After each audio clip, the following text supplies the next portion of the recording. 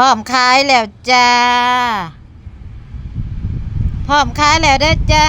ปาเต้ใหม่ๆสดๆนี้ก้อนละ10,000 กีบถือแสนสิถือในปัตตภีโลกานี่บ่มีบอนใดถือบอนในกว่านี่อีกแล้วจ้าหมูยอนี่ปาเต้สดๆใหม่ๆเลยโรยหน้าด้วยหอมเจียวหมักแตงกัวหอมป้อมก็สดๆจากสวนพอละปลูกนะนี่แครอทดองจ้าพริกเผาเฮ็ดเองเลยนี่ซอสก็เฮ็ดเองได้พี่น้องรับออเดอร์ข้าวจีจ้า50 ก่อนเสาร์นี่เบิ่งใส่ถุงมือ เอ็นดูถุงมือถุงมือน้อยๆของพ่อยพร้อมแล้วผ้าปิดปากถุงมือจ้าก่อนใหญ่ๆเลยเด้อก่อน10,000 กีบหักประกันความแซ่บจ้าใส่ครบทุกอย่าง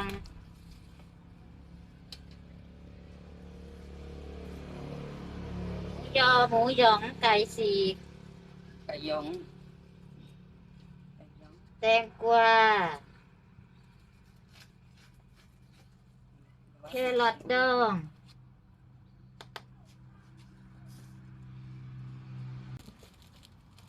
ไปแล้วเจ้าอันนั้นเด้อซอสใส่ในถุงมัด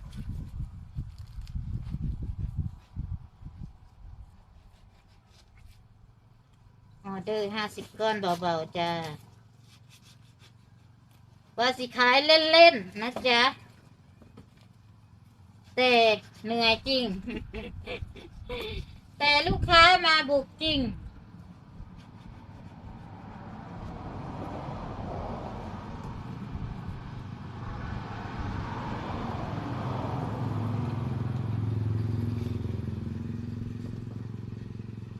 ก้อนใหญ่ๆจุกๆแบบนี้เลยก่อน10,000 กีบครบสุดนี่ใส่หมักแตงใหญ่ๆเลยข่อยมากินหมักแตง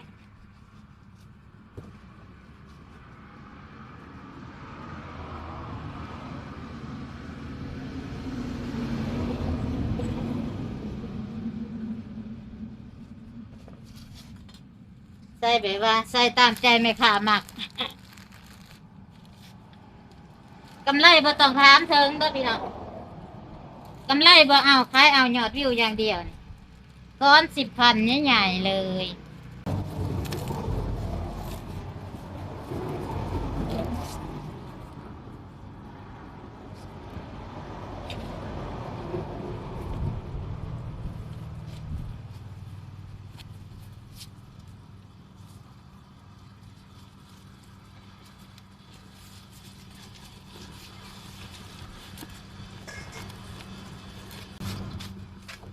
บัดมันก็เงินอันนี้มาซื้อต้มยำซื้อแตงกัวชิ้นใหญ่ๆป้อมลงไป